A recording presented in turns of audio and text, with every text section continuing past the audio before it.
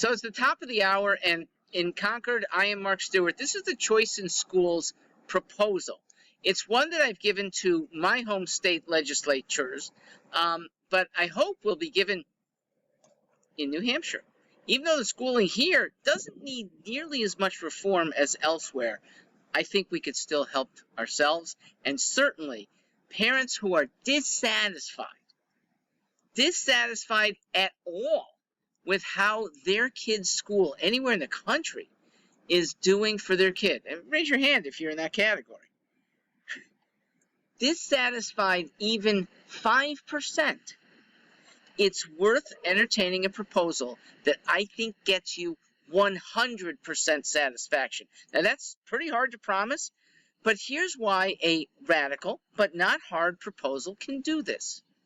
Because it lets parents become bosses. Bosses of what curriculum will be taught in their kids' school. Bosses of who will be teaching that curriculum. Bosses of extracurricular activities.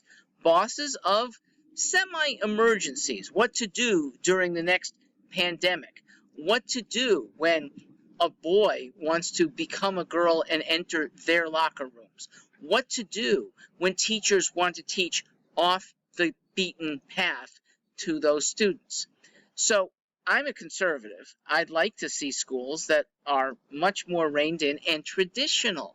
But even non-conservative parents can have control over schools that I will call micro schools, but they can get very big if they're popular. And here's how. It's having dollars behind your kid to apply to the student's next school year. In New Hampshire, where about $16,000 per year is spent per student, it's a little higher in the most rural areas. There's higher transportation costs and lower density of students in the schools.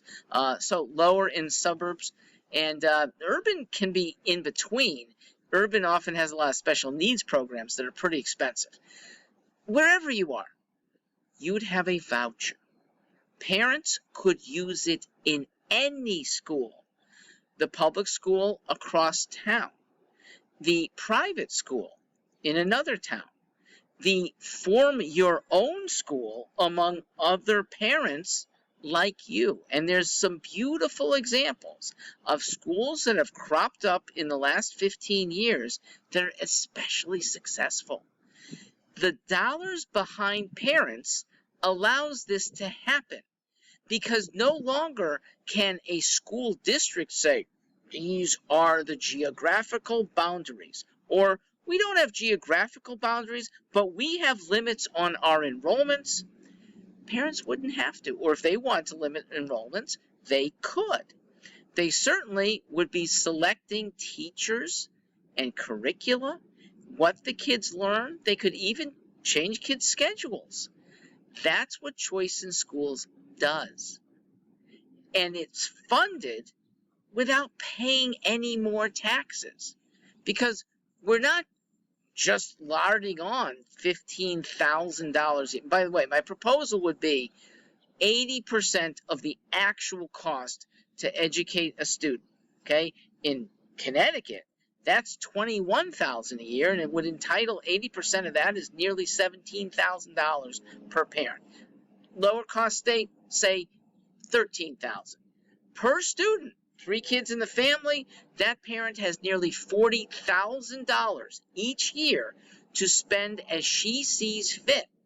It could be for a pretty frugal school, and then she's got extra money to spend on other education, such as extracurricular niceties in the afternoon, sports teams that might and do now cost a lot of extra money, especially travel teams. Maybe she spends none of that extra on child A and B, but child C may be so promising and desirous of a very expensive prep school, St. Paul's. And if you've ended up with that extra money beyond the $13,000 that was budgeted, you're going a long way to pay a St. Paul's tuition. It's still going to be above what you've probably saved, but they often give scholarships anyway. So affordability is a huge deal when you have choice in schools. And if you're a parent right now who'd like to see your kid in a Catholic school, but the budgeting is the obstacle. Everything else is good, but spending that tuition is right now beyond you. This is over. This is over when you're armed with a voucher from the government that costs the government no extra money because they're spending it anywhere, somewhere per child, and that child is now going to a different school. Your choice. It somewhat helps staffing because the teachers themselves will have a choice in school with enough warning to the parents. I'm moving to this school starting in September. Parents are more able to say, I want to go and follow her because she was so good for my older child and now she's at a different school. The teachers moving often aren't as bound by administrative guidelines that are shackling them right now. Most teachers who I talk to are welcoming of less administration. Well, this cuts administration to the bone because parents, they'll be somewhat administrators, but mostly they'll have set up guidelines so that there's very little outside of the guidelines that happens school by school by school.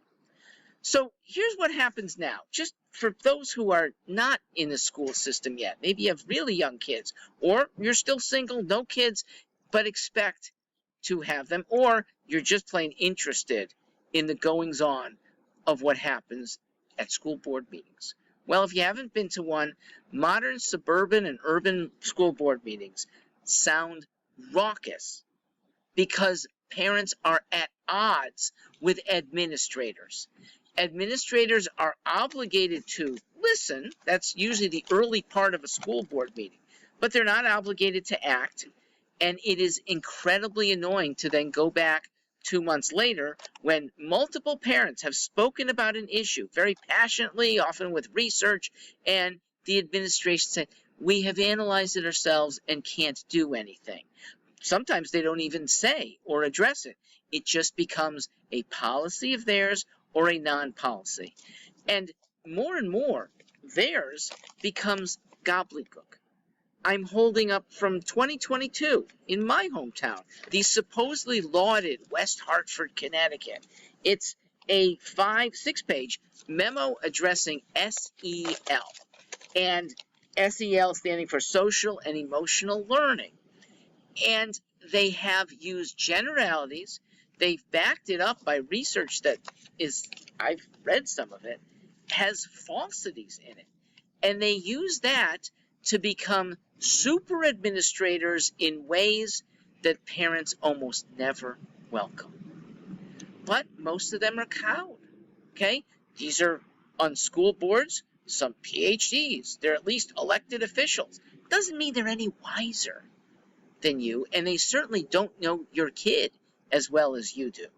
The administrators are often their main constituent, okay? The school board members care less about parents that elect them once every 2 years and more about the administrators who they see twice a month.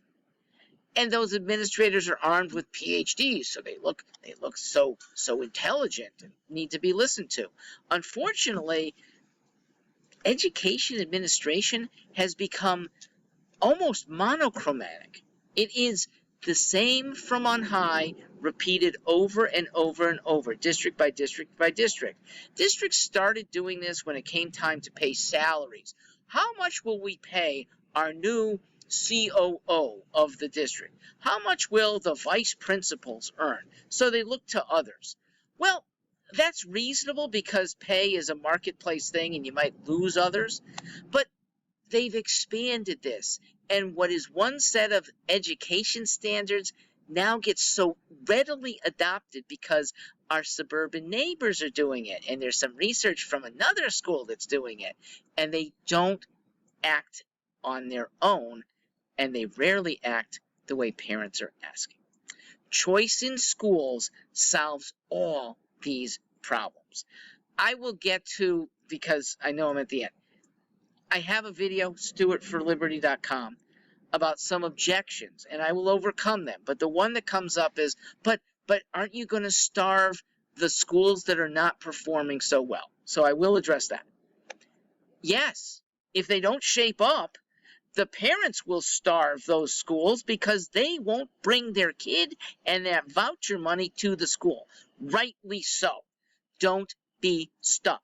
If your school isn't markedly shaping up within one semester, take your kids to a different school. Now, the great thing is, the power to take your kids out is probably a prod to get your local school to shape up. That's what I would like most, that your neighborhood school does not have to be exited from, because they are finally listening to you and your voucher dollars. So in a way, it gets the schools to flourish if they're willing. But if they're unwilling or unable, it gets them to die quickly. And that too is a benefit to kids. If the local school doesn't exist, they have to end up at a better school. It might be an extra 10-minute commute, but almost every parent agrees it's worth it. Thanks for listening here. Yep. I do it at the top of the hour. All right, thanks.